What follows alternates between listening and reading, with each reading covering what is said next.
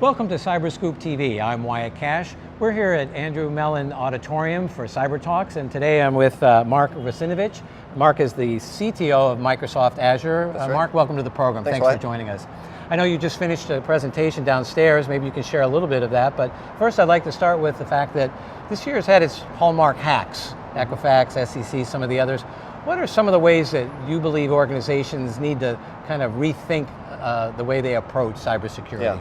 Well, I think if you take a look at a lot of these hacks that have happened over the last few years, a lot of them are just basic, not following best practices in terms of patching.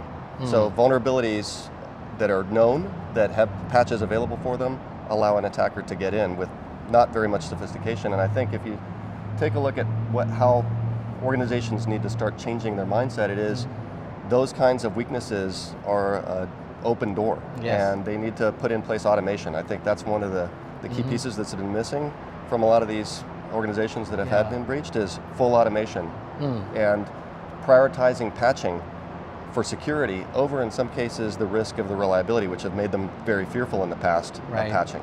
Right. Well, it leads us to another question about, I think organizations have generally been reactive and chasing the problem. What do you think organizations could do to get more proactive and out in front of cybersecurity risks? Well, I think, like I said, automation is a key. Understanding their environment, declarative forms of application development, which are now possible in many cases. So really, you've got existing infrastructure that maybe has grown up organically over time. Very hard to get control of that. But certainly you can start as you're developing new applications or modernizing them, of going to best practices, which includes declarative code, declarative configuration, where you understand through the design of the application itself, the template basically of how the network looks and how the application looks. And so you're not having to go and discover it through archaeology. You've got the security built right into it. Right.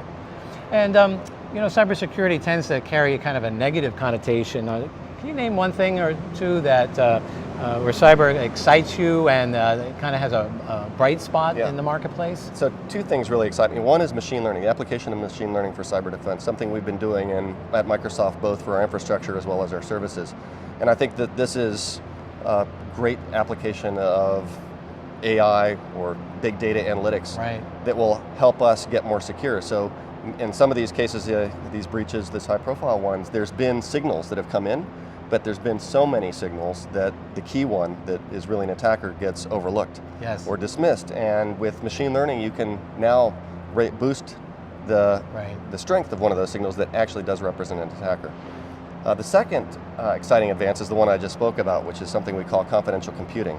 It's the use of what are called enclaves or trusted execution environments.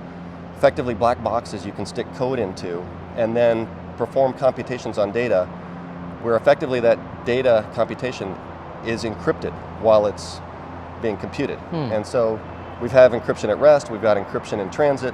What this brings is that third piece that's been missing, which is encryption in use. So even if an attacker gets on a system or a malicious insider tries to take control of a system, that code and data that is inside that enclave is completely protected from them. That sounds like an important development. Well, thank you so much for joining us today. We really appreciate your speaking at our event and also just joining us here on CyberScoop. Thanks, Wyatt. Look for more of our videos on our YouTube channel, and for more of our cybersecurity coverage, go to cyberscoop.com. I'm Wyatt Kash. Thanks for watching.